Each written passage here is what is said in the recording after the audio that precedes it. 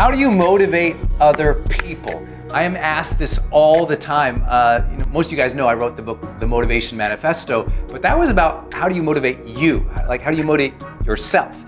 But I'm always asked by other people, well, I got a team, or I got a teenager, or I got my dud of a husband or wife who aren't excited and positive and optimistic. And Brendon, they're not into personal development. They got no motivation to do their job. They got no motivation to live their best life. How do I change them? So first, let me begin with this. Your job is not to change them. Your job is not to fix everybody else's problems in life. Your job is not to handle everyone else's train wrecks in their lives either. And I just say that with all due respect because often we get so frustrated with people because we feel like we should be able to change them. But often what I tell people is be careful with that. You know, when I started my career as a writer and a personal development trainer and coach, 16 years ago, I remember I was so motivated and driven and I wanted to help my family and all my friends. I wanted to, not fix everybody, but just inspire everybody to be their best. But you can't inspire everybody to be your best. Some people are into personal development, some people are into motivation, some people are in achievement, and some people aren't. And what I tell people often, and I'll give you some strategies you can use to actually motivate people, but I also want to give you permission right now to understand that you don't have to fix everybody. And not everybody has to be as ambitious, as driven, as optimistic, as into personal development and professional growth as you are. In other words, it's okay that other people have different ambitions for their life. I think that's critical to understand. I was so frustrated. I'm like, why don't you want to be a millionaire? Or why don't you want to be happy all the time? And some people, that's just not their mode, man. I just want to give you permission to understand you don't have to change everybody. I would get so frustrated when I got into personal development. I thought, why don't you want to become great? Why don't you want to become a millionaire? Why don't you want to be happy and joyous? Why don't you want to lead and contribute and serve? And some people are like, man, that's not my thing. And I was like, how can that not be their thing? But listen, just as much as you so desperately desire for other people to let you be you, for other people to let you do your own thing and take your journey the way that you want to take it and the way that you need to, you also must allow that of others. And that is so hard to tell people because I know maybe you're watching this video because you're a leader and you've got a team and you need them to perform based on how you're compensated. Or you've got a teenager and you need that teenager to turn on or they're going to fail out of school. And I know it's important to put into work, so I'm going to give you 4 ideas for how to motivate people right here in this video. But right off the bat, I am letting you off the hook too. You are not responsible for other people's energy. You are not responsible for their ambition. You are not responsible for them changing. Let life be their guide. Let life show them what's up. Let them discover their own path just as much as you've discovered your path. But I also know that if you're in my community, and we just call my community HPX, right? The high performance experience. We all want to experience that next level of life that's more vibrant and connected and excellence driven, right? And if you're in this community of HPX, you're like, Brendon, no, let me shape these humans. So let me give you some ideas for that. First rule of thumb in motivating other people. Always know this phrase. I often teach this as the 5 most important words in all of leadership. And that is, people support what they create. People support what they create. What this means is if you want to motivate someone to do something, they must be actively involved in shaping and creating the vision or the idea or the strategy or the planning for the thing. You can't just walk into a team and say, hey, everybody, do this, be motivated. They're like, what is this? What is this new idea? If they're not involved, then they're often critical. And guess what people do when they're critical? Nothing. Guess what people look like when they're critical? Unmotivated. And what's happening is sometimes they're just full of doubt or uncertainty, or they don't get it because they didn't get to participate. If you want people to be motivated, you must invite them to participate. With no participation, no motivation, right? It's just like when you come to them with an idea, they're kind of like resistant sometimes. They're like, wait, what's this all about, man? But if you ask them a bunch of questions and they come up with the idea, you ever see them turn on? They're like, oh, I got this idea. And they get so excited about it. Yes, when they have the idea, they get motivated for it. So your job is to ask questions, not to be the person to tell them to be motivator, not try to be the motivator, but instead ask questions about their passions, their desires, their needs, their hopes, their problems. Connect with them empathetically and with curiosity. So ask them questions. What's real for you? What are you trying to do? What would you like to do? Oh, you like to do that? What would be your next steps? What might be something you can do? Ask more questions. Let them generate more ideas. As they generate more ideas, they feel like they're participating, and those ideas become theirs. And when someone has an idea that's theirs, they want to protect it, and they want to nurture it, and they want to make it happen because they got skin in the game. Versus you just saying, be motivated to do this thing. Ask them to get involved. Participation. Now, I know you're going to say, but Brendon, they don't want to participate. It's because you haven't cued them correctly. You haven't asked them enough questions that were genuine questions, authentic questions, that were questions for them, not for you. Because there's a difference between asking for participation, asking for engagement, and seeking to manipulate. And that's why most people fail in motivating other people. Their intention is to get this person to this specific outcome, and that's what I consider them to be motivated. No, that's called you're trying to manipulate them to follow your path, your course, and be you. And we've all had people in our lives, you probably had a parent or caregiver, know someone who had an overly controlling parent. You don't want to overly control anybody. What you want to do is create greater freedom and belief with them by having them being in an active dialogue about their own goals, their own dreams. And when they're in an active dialogue with you, creating, generating ideas, brainstorming, that's going to create the energy that can later translate into real motivation. I hope that helps. Remember, people support what they create. Once you get that, everything shifts. Number two, if they've shared something or they have a vision or they have a goal, but they seem really unmotivated, often it's because they lack competency for getting there. What does that mean? It means they don't have the map. They don't know what to do.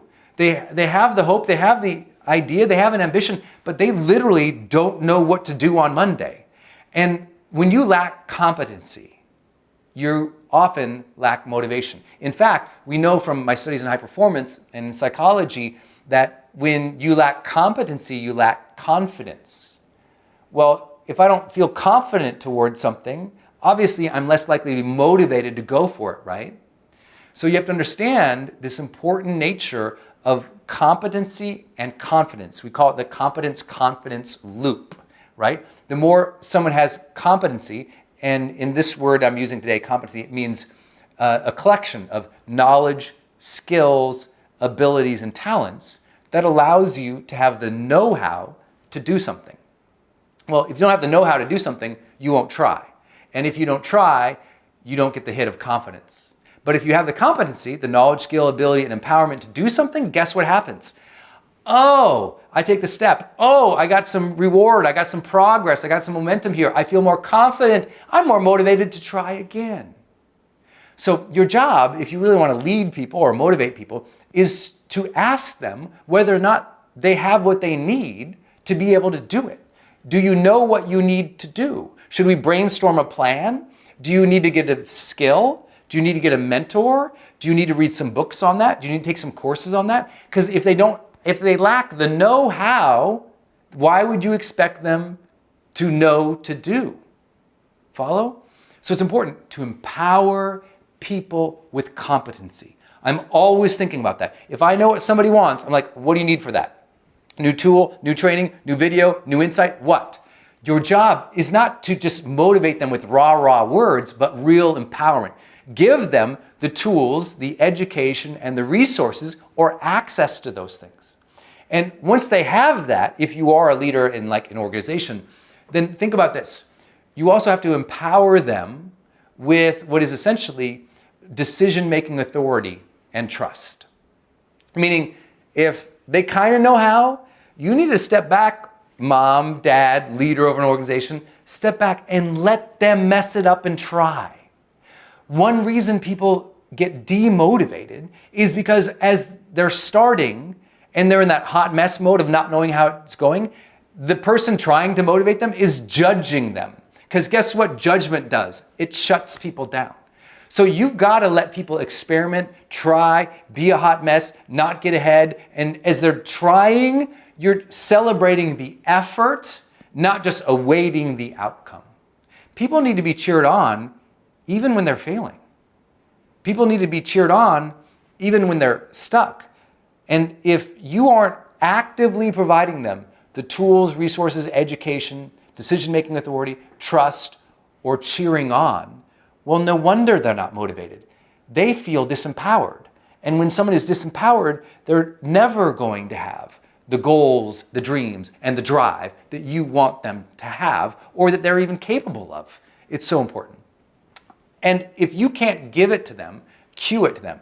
Ask them, what books could you read? Ask them, what courses could you take? Send them videos, send them podcasts. If you're in my world, if you're in our HPX community, you guys know I am always giving resources on my podcast. Always giving resources on YouTube, on Facebook, on Instagram Lives. It's always like train, train, train. Take what was useful for you, leave what's not, but here's everything I got to help you with this. Like if people say, Brendon, you're motivating, it's because I'm always giving them resources and tools. I'm hopefully motivating them by empowering them. That's my goal versus just being the rah-rah guy who swears or cusses to get a little edge on you. Instead, I'm like, no, let's give you the real tools. And by doing that, I think it's made my career and this community in HPX very different. Third big idea for them, you've got to make sure that they've got some kind of like clear goals and rewards. And this is the hardest thing for people. It's like, you know, if someone's lacking motivation, you can't just go up to them and say, you should have goals. They're gonna be like, shut up, I'm watching Netflix right now. You know, it's like, it's hard. You've gotta learn to pull that from them and learn to empower that. So it's like, if they don't have goals, you'd be like, well, if you had what you wanted in life and you were who you wanted to be, what would that look like? And then you got to kind of help step them backwards through it. Like, okay, you know, I'd love to live in this town with this kind of house, with this type of person and this type of thing. Okay, let's work backwards. What would you have to do to earn that?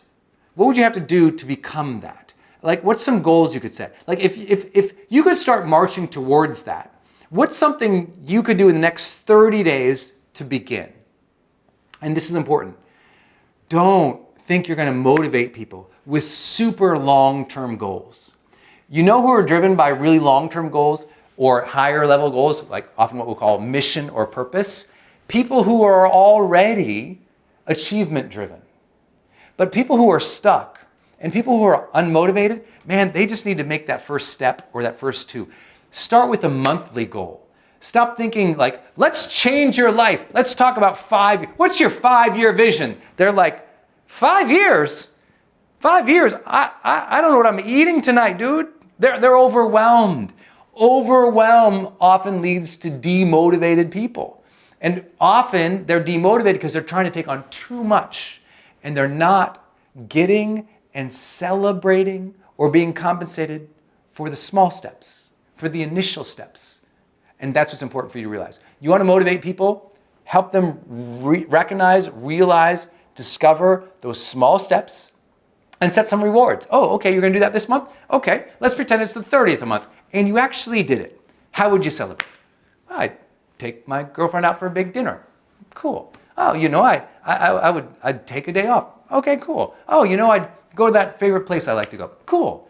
Like, cheer that on. And then when you see them, listen, when you see them, you're not trying to just tell them to go do something. Instead, you say, so, are you gonna get to go on that date with your girlfriend? Are you gonna get to go to that favorite place? When you egg them on, you're actually encouraging them to achieve the thing they told you they wanted, not just asking them, work harder.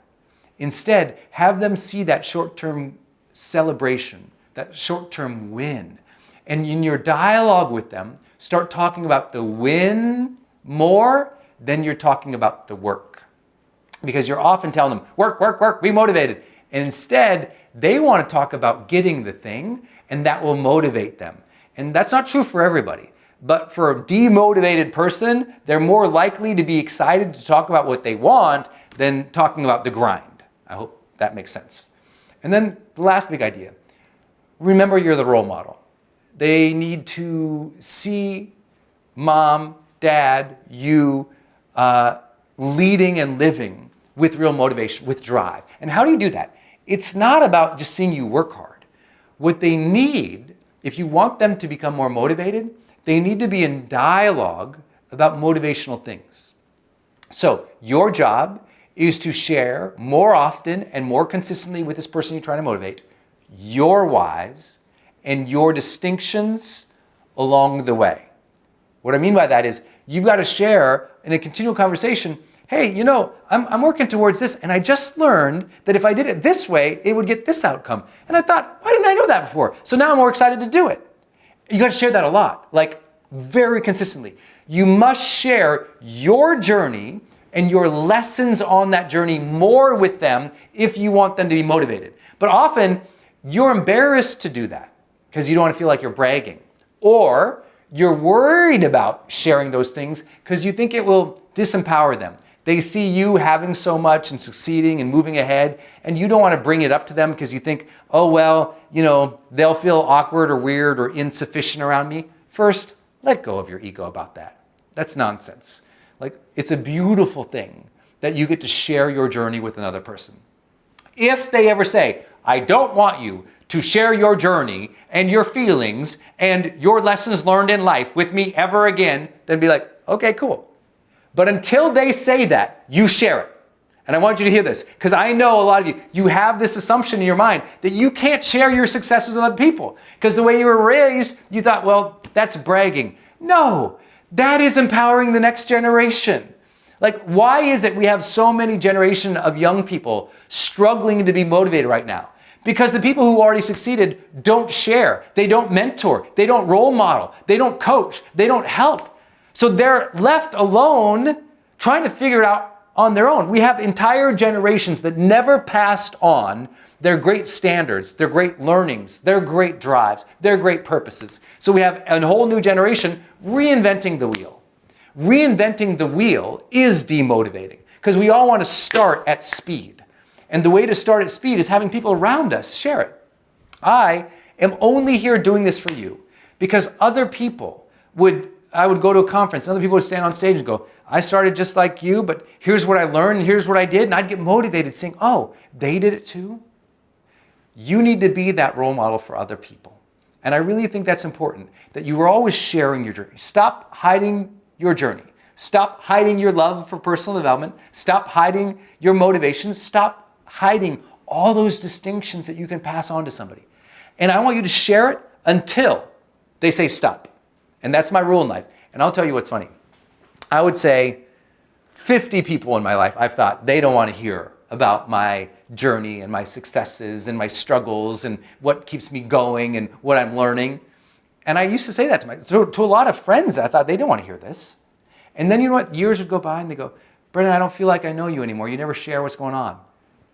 And I thought, oh, maybe if I shared what was going on, they'd have a different spark in their life. Your sharing can be their spark, my friend. Today, I get to share some ideas with you on health that I've learned in my own personal journey, but also as a high-performance coach for 16 years. You know, one of the fundamental, most important things that we all want in our life is a sense of vitality. And that vitality is we want to feel, you know, mentally engaged, alert, focused, enthusiastic. We want to feel energetically, like physically energized, right? Physically, we want to feel a sense of that health. And it's one of really the only 4 things that we all deeply desire. We talk a lot about it here in GrowthDay, that you can give anybody anything, but what we all really truly want is aliveness. That's what I mean by vibrancy, connection with others and with ourselves, meaningful pursuits, things that we're doing that we enjoy or see as important or contributing, and growth, like growing as persons. So all of that is really important, but that sense of aliveness, I always put that at the top of that little diagram because it's so important to us. When we don't have a sense of aliveness, even if we have amazing relationships, when we are fatigued and wiped out, we can have the greatest marriage or partner or spouse or intimate relationship, but the zest isn't there. We can have a great job. We can have incredible opportunities to serve. We can love our passions and our hobbies, but if we're wiped out, it doesn't feel as good. I know you all know this. And that is why it's so important that we focus on our health. Now, I want to do full disclaimers with you. I am not a doctor. I'm not a psychiatrist. I'm not a neuroscientist. I am not a health advisor, coach, or medical professional in any capacity. I'm a high performance coach. This means I work with people primarily on their mindset and their habits and their relationships. And today, what I'd like to share is a couple ideas. And I'll remind you, as a high performance coach, one of my fundamental jobs is to challenge my clients to a higher level. So in doing that, I will, of course, share my own journey and my own struggles, but I'll mostly focus on what we've learned in the science. I will also share with you the idea that I'll be empathetic about it, but also I want to be that person who challenges you in this area of your life. For 15 years, every audience I've stood in front of in my life, I have said, if this has not been the year that you have made the decision as an adult to get in the best health of your life ever, make that this year. I've said this for 16 years in front of every audience I can get in front of. Because I believe most of us, we look back, oh, I was healthier when I was a kid, or maybe I was healthier when I was in my 20s or whatever. And we just don't say, you know what, this is going to be that year. But I know some of you have. You said, maybe this is the year I'm going to eat healthier. I'm going to sleep better. I'm going to work out more. I'm going to pay attention to, my nutrition or my supplementation. I'm going to run a marathon. What you all do as strivers and achievers always blows my mind, and it raises my aspiration. But I want to do the same thing for you today.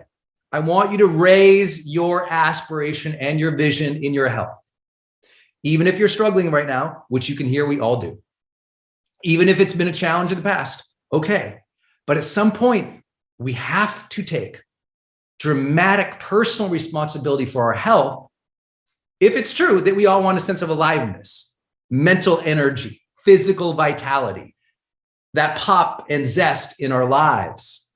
And if that's true, then accept the challenge today. And please be aware, I'm offering this today in that context, knowing as we can have the empathetic conversation, but we also must have the personal accountability and personal vision conversation in personal growth. And that's my job for you today.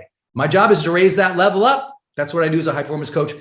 Those are my disclaimers for you today, because as I jump into my points, some of them will feel like I'm pushing. And I know sometimes people say, you know what? He doesn't understand, or he thinks everybody, I'm like, no, I understand, but it's still my job. It's my job as a high performance coach to lift that higher level, to be that kind, but demanding force in our lives, in my life, in your lives. If I didn't demand more from myself than how I naturally felt all the time, trust me, there would be no growth day. There would be no 500 million views of my videos or 100 million downloads of my podcasts. There would be no impact. We would have never met, because it's very easy for me not to do my daily job or my health routines, just like you. It's an easy choice not to do the things we know that are good for us. How do we get us there? We've got to set a higher standard. We've got to demand it of ourselves. So forgive me, that will be my framing today. It's not always popular, especially in the health category, to say these things, especially in the mental health category, to say these things. So please understand my framing. Not a doctor, high performance coach, gonna challenge you. And you'll know that with this very first point. So here we go. My first point today is health is luck, ... and self-respect.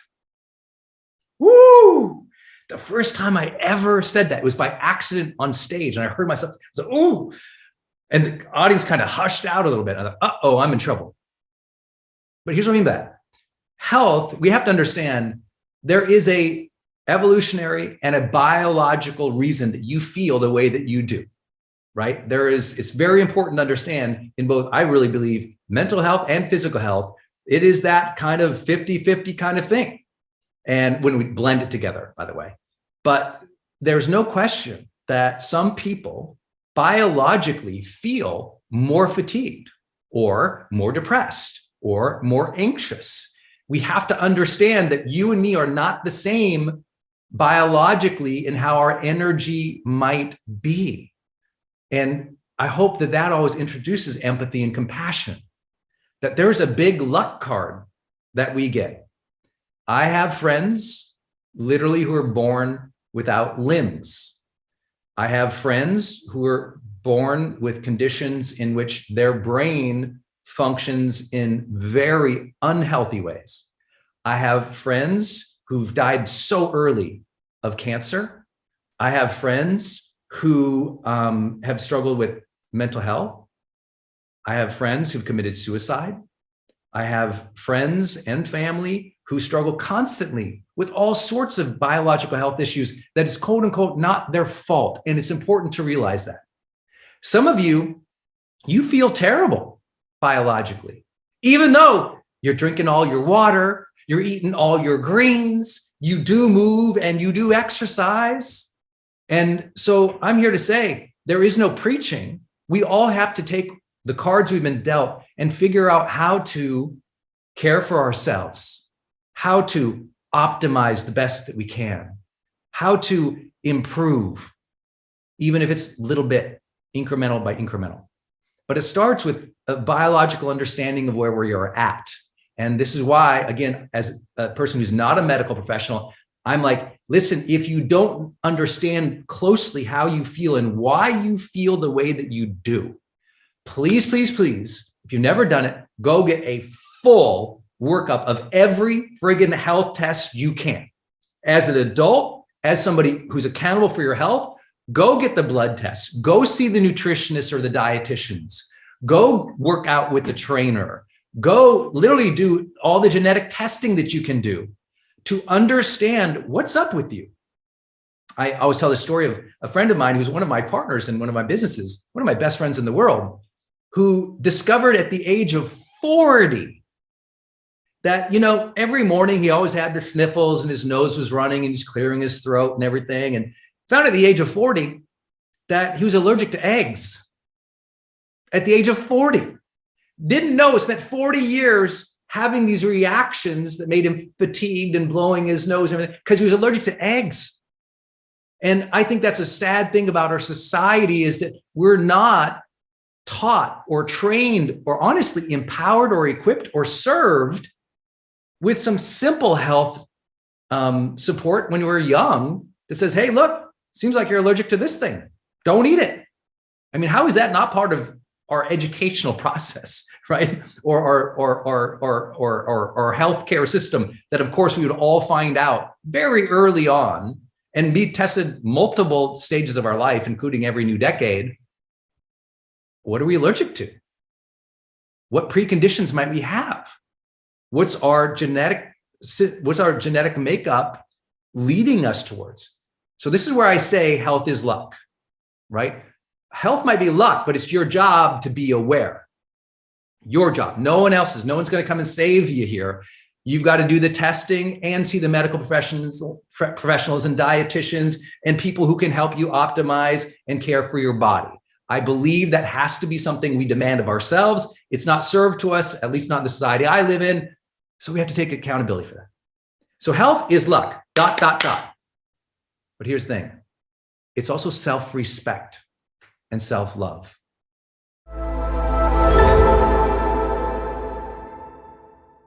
In Tuscany right now and answering your guys' questions as always, but this one was a really good one and perfect for our setting, which was, Brendon, how do you find inspiration?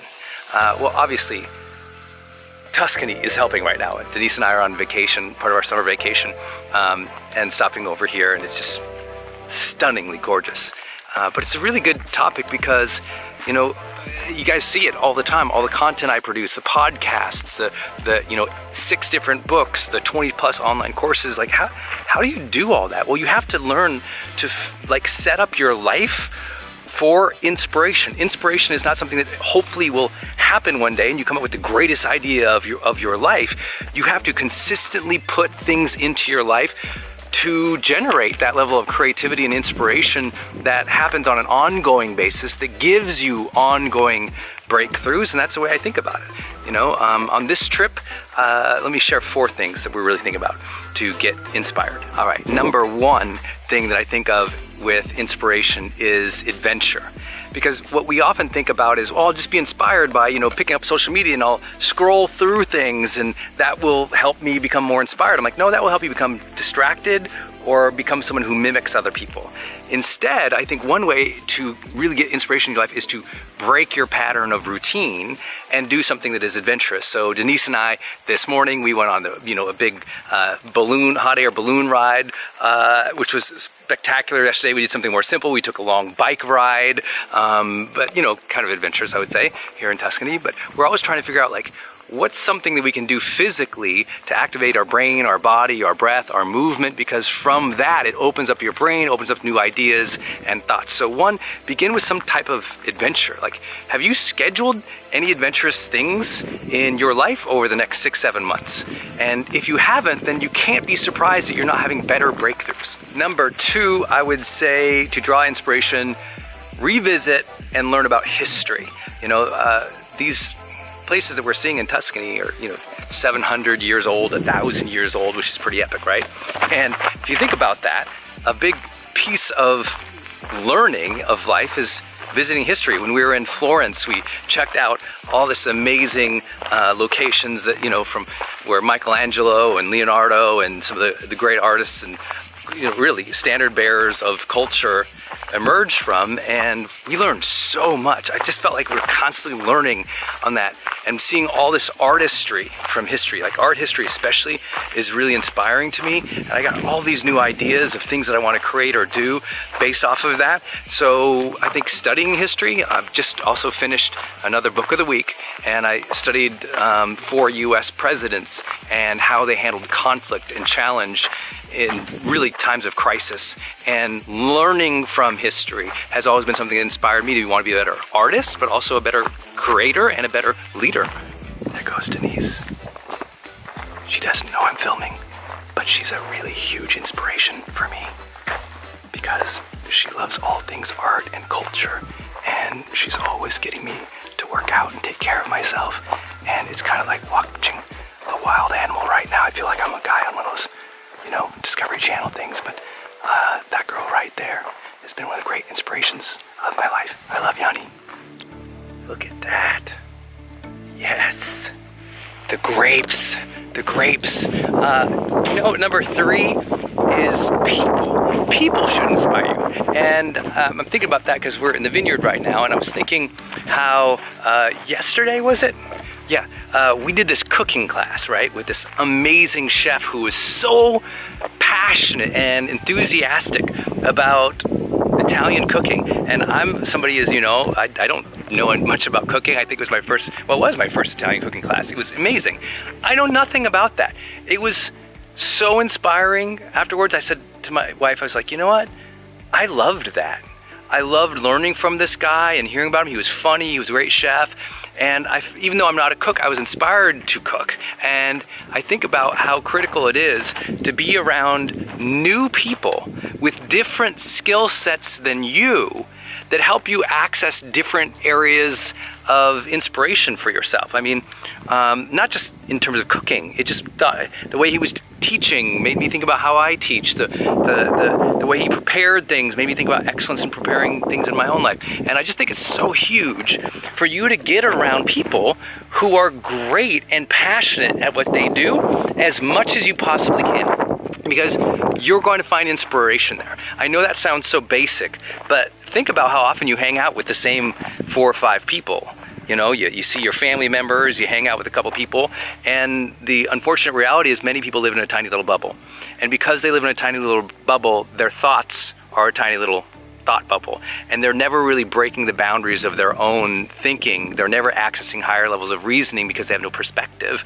So get around more people, hang out more with new people who have great skill sets where you can be inspired by both their mastery, their enthusiasm, and their own field of interest. Will you look at this field? Is that gorgeous? I don't know if you guys can see this. It's too bright. Last big idea for you for inspiration is journaling. It doesn't sound as sexy as adventure or history and art or hang out with amazing people. But the truth is, you need to give yourself some time to hang out with yourself and actually think about what you want in life. Because isn't it true?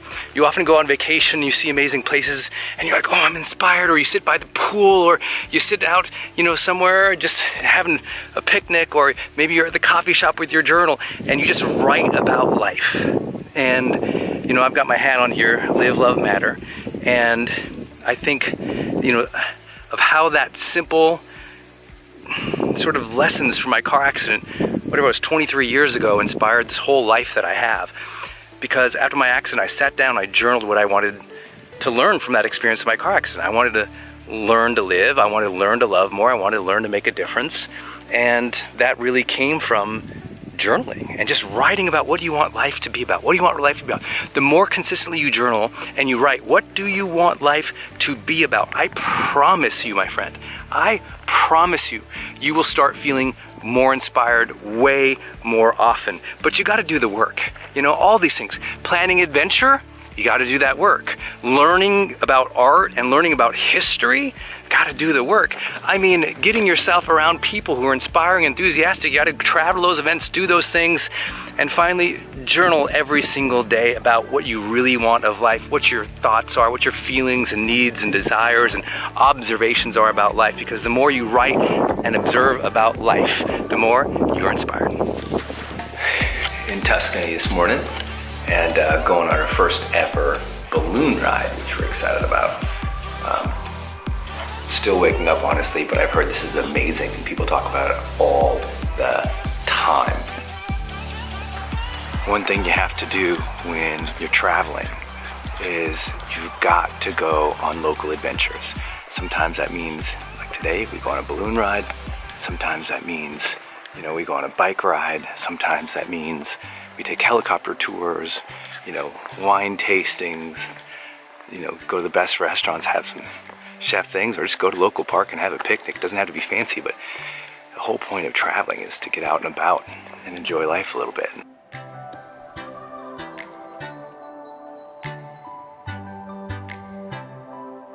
So, let's keep it going. And me, that's gonna be our balloon. And there's the morning sunrise coming up in Tuscany.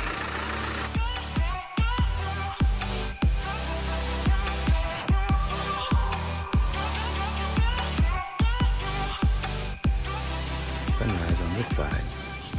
And the sunshine of all sunshines right here.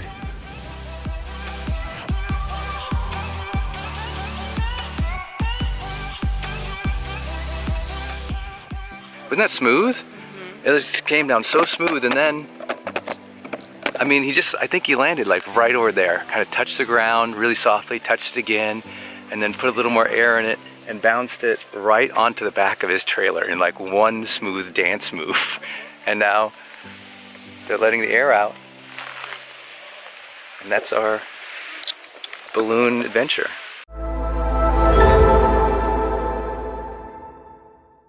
Today in Growth Day, we are taking on the topic of handling conflict better. I know this is such an important topic because sometimes your relationships, they start falling apart. Sometimes some at work has you frustrated. Sometimes you find yourself getting an argument after argument. Sometimes you feel like hooked or triggered emotionally by what other people are doing. And you figure like, how do I handle this better? Because conflict and crises aren't going away, because building relationships are never easy. And so we have to ask the tough questions of how do we get better, knowing that those things will always be there? How do we manage our internal state, our own personal development better so that we can be in the moment, be present, and solve things versus making them worse? Okay. My first teaching point today will cover the themes of almost everything else I'm going to teach today. So it's 3 simple phrases. Okay. 3 simple phrases. If you ask me, Brendon, help me manage conflict better for the rest of my life, you get, 3 phrases. Here is what they are. First phrase is shared future mindset. When we enter conflicts, it's so often we get so myopic. We take things personally and we just want to win. So we want to just crush and trounce the other person and debate them and make them look dumb because our ego wants to be right. And we forget we got to wake up with that person tomorrow morning. Maybe that's your spouse. We got to go to work with that person again tomorrow because it's Tuesday. We got to, see that person again in our neighborhood. We got to, that person who we're about to have a conflict with, they're probably going to be there again. And once we can realize, oh, I'm entering a conflict. This is about to get, heated up. We're about to have some debate here, or you're already in it. If you can adopt the shared future mindset that, oh, we're going to share a future together. I'm going to have to see her again. I'm going to have to work with this person again. I'm going to have to deal with this probably again and again through multiple more projects in the future. Everything will shift. You'll approach the conversation differently, more strategically, more thoughtfully when you keep the future in mind. Usually what happens in the moment of conflict, we just throw out the baby with the bathwater or whatever that phrase is. I don't even know. I still don't know. Why would you say that? But you understand what I'm saying? What happens is you just toss out the whole relationship because you're mad. And the ego goes into self-identity, disconnects from the other person and from the future, and just gets in fight and flight mode. From that place, we've already lost. So deciding and determining we're going to have a shared future mindset is important. And importantly, if we're talking about relationship or partner or spousal, conflict, somebody who you really love, if the two of you have in mind, a compelling future together, right? You have shared interests, shared goals, shared adventures coming up. If you can always ground your relationships in the reality that you're building something together, if that pre-exists, then moving into a conflict, you're more likely to resolve it more quickly and amicably, right? Research shows even just having a couple have a conversation about something they're interested in doing or something good coming up in their future before having them talk out a difficulty makes that difficulty or that conversation of conflict so much more smooth, so much more short, so much less accusatory. It changes everything. Grounding ourselves in the future, I think is important. Starting off the bat with relationships, thinking, I'll work with this person again. I'll see this person again. I'll care about this person again. It can change everything. It can really shift everything. The second phrase I would say here is respectful process. How many of you have ever been in a conversation, in a conflict, and you were just trying to be thoughtful and try to be calm, and the person you're dealing with was not respectful? All right. Yeah, I'm sure a lot of hands raised here in the Zoom, at least as we're doing this. It's very, very frustrating. And soon as we lose respect in the conversation process, all is fair game in war. And so it's a very challenging thing. We have to go into conflict situations, but adopt this philosophy overall.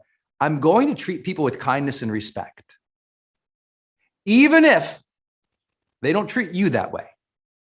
For those who don't know my background a little bit, this is a topic I really love because, if you don't know, my master's degree was in communication studies, and I focus mostly on leadership communication.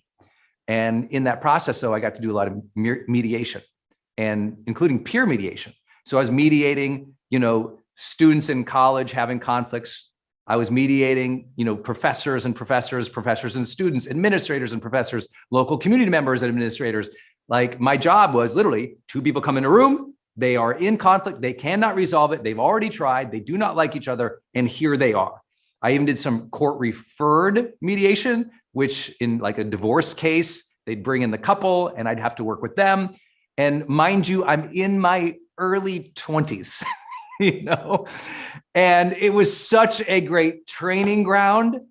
I mean, for 2 years, I just got to see how terribly disrespectful people can be toward each other, even when they both want to solve it.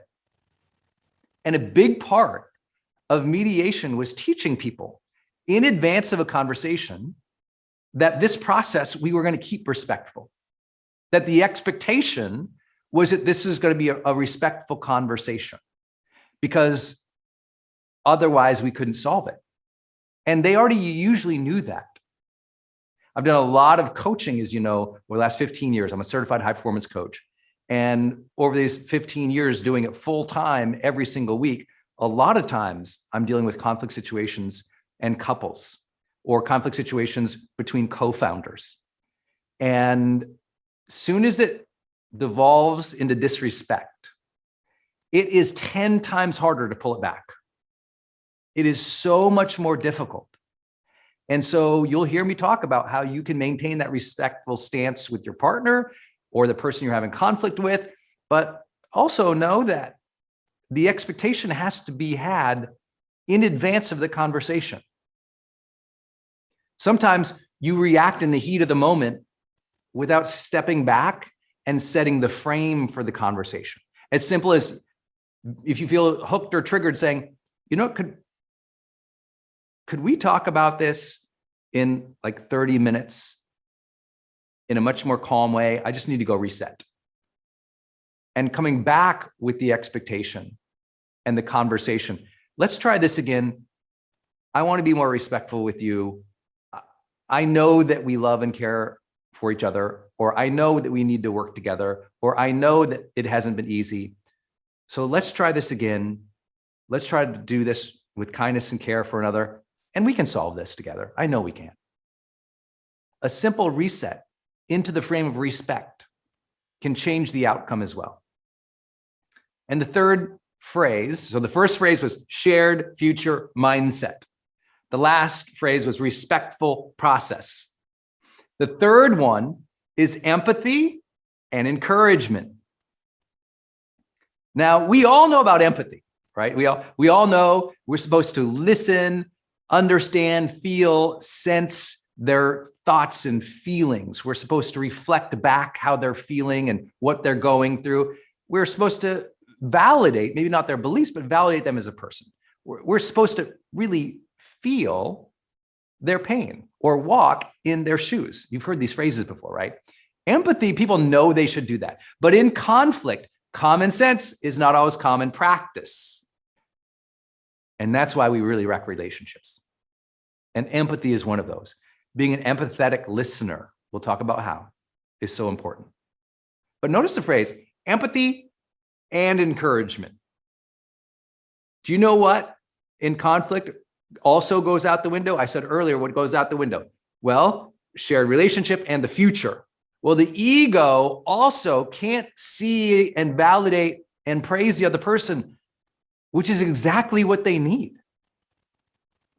We forget because we're hooked or we're upset or we disagree that the other person is, if you're a spiritual person, a child of God, or the other person, has extraordinary potential, or the other person has been through a lot in their life, or the other person is struggling. And we forget that people actually need a lot of encouragement. And I know being in GrowthDay, you tend to be the person who is more encouraging in your relationships. We know that from our research. You tend to be the person who's usually more of the optimist or more of the leader position, that you're the person who's supportive of others, more kind of others, and yes, more encouraging of others. But we forget that when we're angry. Who's guilty? Okay, a few of us. Think about the last argument you had with somebody. Did you praise them? Did you encourage them to share? Did you say a kind word? Did you appreciate something about them? Most people don't. They're on the attack. They're on the offensive. They think they are at war and they must win at all costs. That's the ego. That's narcissism. That's sociopathy. You know what it is it's saying, I must destroy this person because it's a zero-sum game. Either they're evil and I'm good, or I'm right and they are wrong, and there is no in between. And what that does is it objectifies the other person into the category of darkness and bad versus recognizing human frailty, human suffering. It strips us away from that common humanity. And if we let that happen with every conflict situation, no wonder we live in a divisive world where it's accusatory, where it's blaming, where it's the worst assumption about the other person. When in reality, what we really need to do is remember the human struggle, remember their humanity. You know, I know you all know this being GrowthDay members, but an encouraging word to somebody at the right time can change their lives. Let me ask this to you.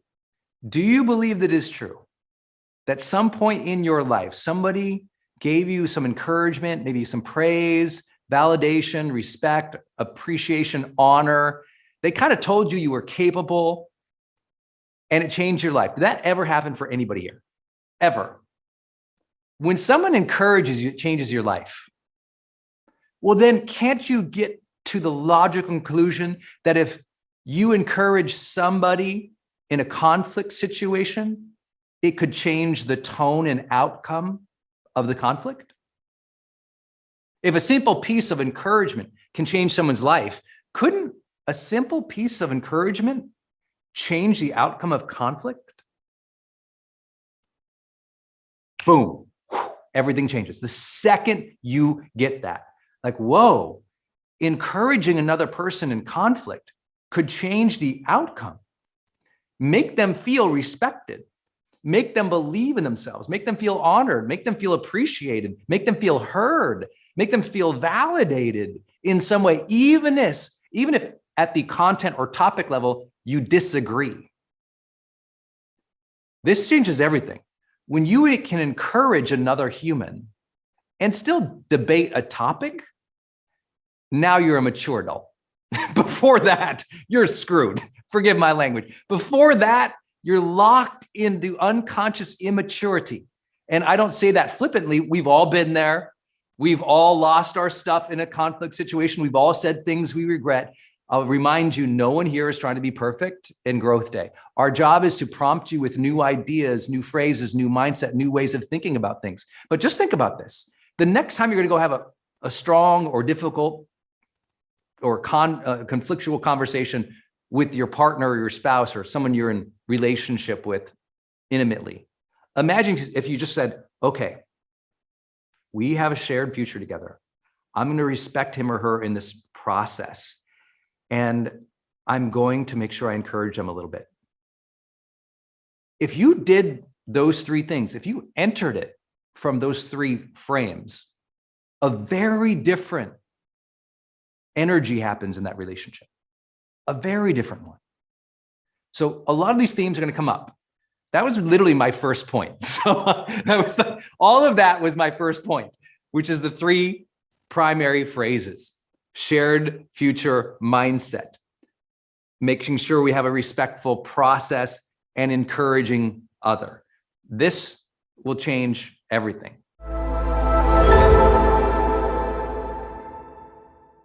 Number 4, daily block time. If your day is not blocked out for significant progress forward to one of your projects or your goals, you're living a reactive life and it's killing you. It's the oldest thing in the book of productivity. Discipline equals freedom. The more you are disciplined, because look at this. Look at the alternative, okay? If you're not doing block time, here's what your day might look like. You have all these different slots of time, right? And you're just gonna plug in as you go through the day. You're gonna plug in, I'll work some there, and I'll work some there, and then I'll try to cram stuff up. Right at the end of the day, I'll try to cram that sucker in. Any crammers? Okay, just checking. No judgment. You're just not going as fast as you could. That's all. Crammers, I love crammers. Just like, because they're easy to get to move faster, because you do have that diligence of when there's a deadline and it's on, you can go, which really serves you. But we got to take you from a crammer to a preparer to a high performer. And the way that we do that is to look at this and go, listen, if you keep leaving all these time slots to randomness, what happens is they start to get filled with the big D. Distraction.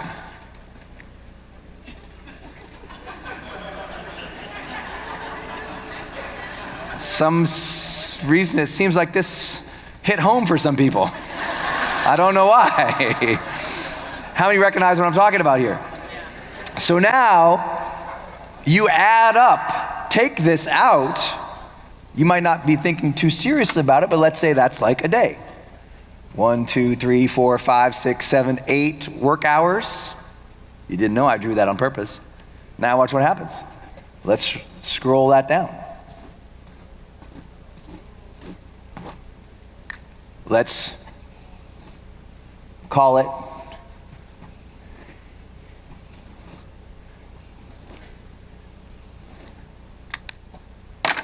that. Bless you.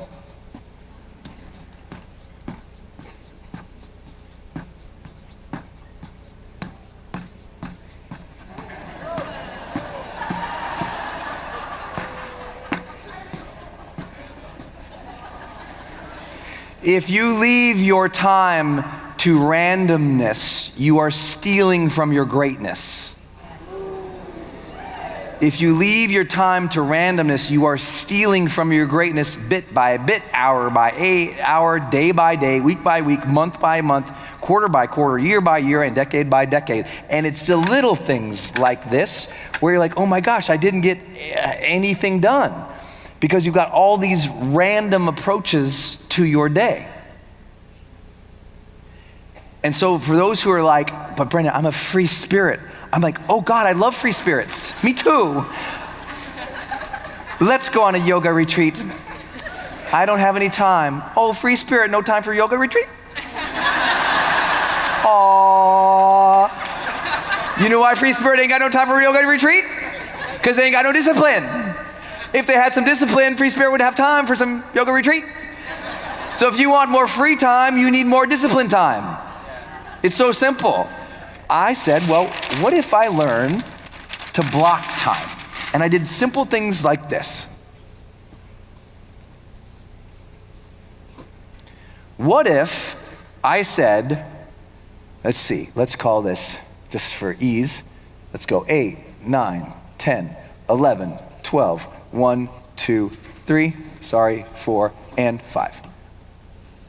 What if I did this? And what if I asked, what is the primary projects that have to happen this week?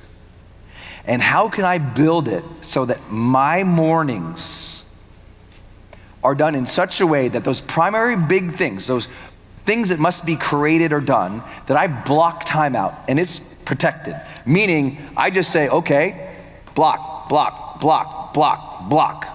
And I let any randomness that has to come in, if it has to come in, it can come in over here, but maybe I got this one blocked and I got that one blocked for keep up. Okay, I let those random things come in, and they're not necessarily distractions because I'm on my way, but maybe they're more, instead of distractions, they're, let's call it response time, responses. A little different, right? A distraction from a response. And so, well, guess what happens? Over a period of time, as you draw this down, even if you do have time available, you get the idea. You're just check. You're just getting stuff done. And now you're not at the whim so much. So one of my big things is I just said, from now on, I don't do any reaction in the morning. My morning block time to create and do the necessary steps and big projects or priorities that must happen to move my life forward. My reaction, I'll do that later. So I'll reply to my email, or I'll take voice messages, or I'll take meetings in the afternoon, not the morning. Now some people, depending on what your career is or what you do, maybe you can't do that. Maybe you can't have your whole morning, but you can have your first 2 hours. You can have your first 2 hours. Next time you get that meeting invite, don't do it in the first 2 hours. Move it. A Fortune 50 CEO taught me this. He said, Brendon, I do no calls until after lunch. I'm like, oh my God, how did you get away with that? He goes, I'm the boss. Dang, nice. Now, hey, look, if you're customer service and you got to get to work and you got to start responding, that's one thing, that's customer service. But if you're the owner, the small business owner, or the leader, and you have the ability to either delegate or decide or let people wait on you, you do that. It's hugely important for you to get more block time, because listen, the more block time you have up front, the more freedom you gain on the back. More block time up front, more freedom on the back. More block time up front. So in other words, more scheduled time towards the things that matter, the more vacation time for you and your family. Now you're not like, I wish we could get vacation one day. You're like, oh my God, what are we gonna do with all this vacation? That's how you get ahead. Block time is everything. Everything. I meet people all the time, I'm gonna write a book one day. Show me. Show me the blocks of time that you're gonna write the book. Otherwise, it's not even a wish, it's not a dream, it's not a goal, it's not a project. It's barely a scant hope. If it doesn't land on the scheduler, if it's not in the calendar, you just won't do it. What you'll do is you'll fill all these blocks with the distractions. And all of a sudden, guess what? Your business is literally in the red. Your ability to celebrate, your ability to catch up, your ability to move forward, it's gone. So one of the easiest ways that I know a high performer is I say, come over here, open up your calendar, let me look at it. First thing I'll do when I'm coaching a big executive or an entrepreneur, let me look at your calendar. Well, let me tell you, no, give me the calendar. Well, no, I don't want, you don't understand, I have this, you don't understand. Yeah, I know, right, I don't understand. I don't understand anything, so give me your calendar so I can understand. And I'll look at that calendar, and if it is not dang clear on their calendar what the activities, the projects, and the tasks are, that they are moving forward, then I know they're in a life of reaction. And taking somebody from a life of reaction to the charged life is so easy. Master that calendar, man. I should be able to walk in your life, look at your calendar, and go, ooh, this is clearly what she's building towards. This is clearly what he is developing in terms of competency. This is clearly what this person is all about and after in their life. There's all the things they're doing to learn. There's the seminars they're enrolled in, the certifications, the masterminds, or just here's the books that they're reading. I schedule out the books that I'm gonna read. Otherwise, I just gather a bunch of books, I put them on a shelf, and they look nice. I schedule the book. This book done this week. This book done this week. This book done this week. If I don't do that, then I'm just like, then what happens is when I have some free time, I ask my friends, so like what books are you reading? Oh, that sounds good. And I grab that book and now I'm completely reactionary and ultimately a lemming. If the only books you read, the only things you respond to, the only things that you do are issued to you by other people, then you're a follower, then you're conforming, then you're lacking that conscious drive that makes us feel so alive. When you are designing your day, designing your week, designing your life, you come back to life, and you all deserve that. So turn to the person left, right, shake them, say, design your life. This can be your day for personal growth. This can be that day you committed to and you remember and you go, that was the day I got myself a community. I got better coaches. I committed to making my life the absolute best that I could.